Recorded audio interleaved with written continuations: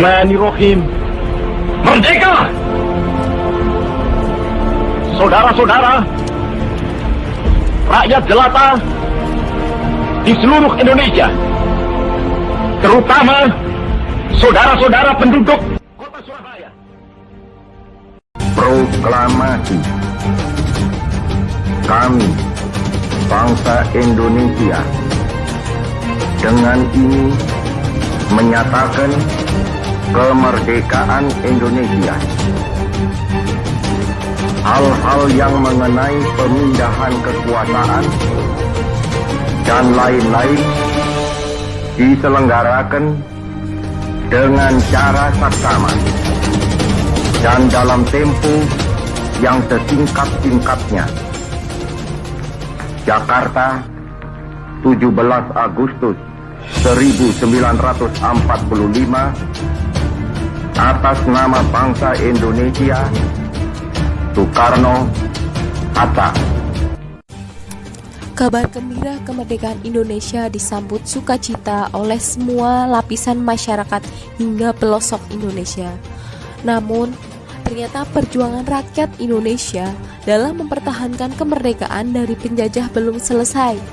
Berbagai peristiwa pergolakan terjadi di berbagai daerah di Indonesia. Dari peristiwa pertempuran 5 hari Semarang, peristiwa Medan Area, peristiwa Ambarawa hingga pertempuran 10 November. Pertempuran terbesar yang terjadi pasca kemerdekaan yang menewaskan ribuan rakyat Surabaya gugur, dimulai tanggal 25 Oktober. Divisi 23 mendarat di Surabaya di bawah pimpinan Brigadir AWS Malabi. Tujuan kedatangannya adalah untuk mengungsikan tawanan perang, melucuti senjata dan mengembalikan serdadu Jepang ke negaranya. Selain itu juga untuk menjaga keamanan dan ketertiban. Tanggal 26 Oktober tahun 45 terjadi kesepakatan antara pimpinan RI dan AWS Malabi. Isinya, 1. Inggris hanya melucuti senjata tentara Jepang. 2. Menjamin keamanan dan ketertiban. Dan yang terakhir adalah membentuk kontak biro. Setelah terjadi kesepakatan antara kedua belah pihak, pada malam harinya Inggris mengingkari janjinya.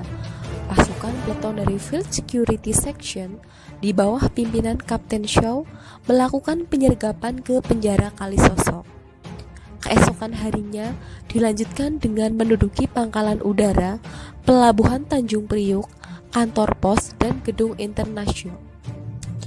Pertempuran terjadi antara rakyat Surabaya melawan dengan pasukan Inggris tanggal 28 sampai tanggal 29 Oktober tahun 45.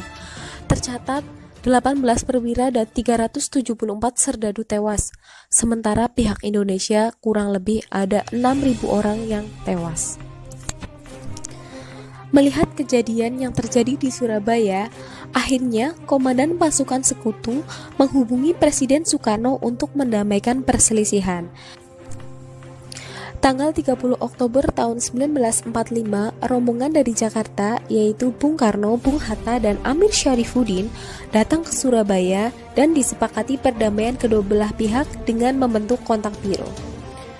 Setelah rombongan Soekarno kembali ke Jakarta, seluruh anggota kontak biro bersama-sama menuju lokasi pertempuran yang berada di Gedung Internasional di Jembatan Merah.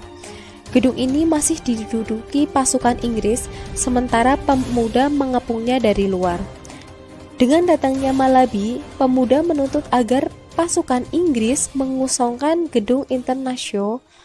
Disinilah kemudian terjadi baku tembak yang mengakibatkan tewasnya AWS Malabi yang pada saat itu sedang berada di mobil di pemberhentian tram listrik dekat jembatan.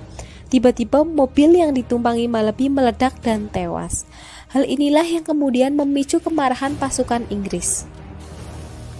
Tanggal 9 November 1945, Majen S.M. Mansert mengeluarkan ultimatum agar Surabaya meletakkan senjata selambat-lambatnya pukul 06 tanggal 10 November 1945.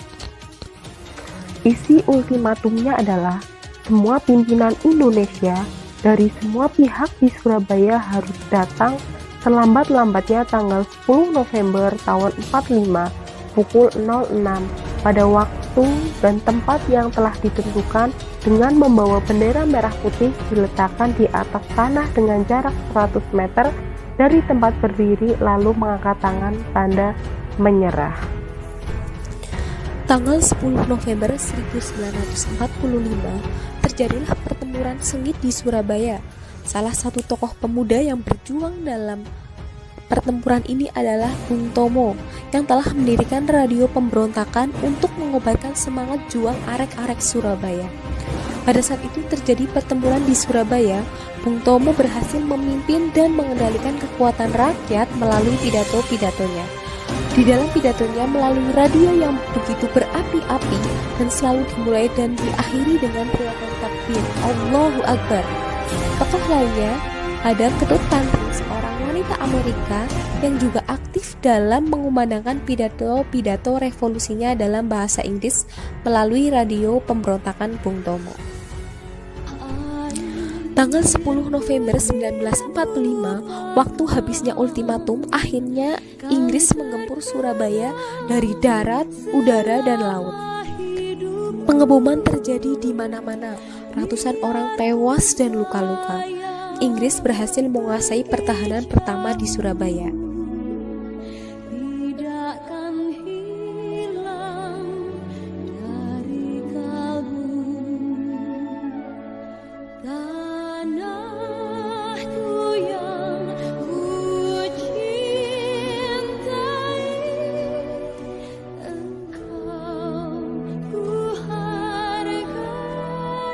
Pertempuran Surabaya yang begitu heroik berakhir dengan kekalahan pasukan Indonesia.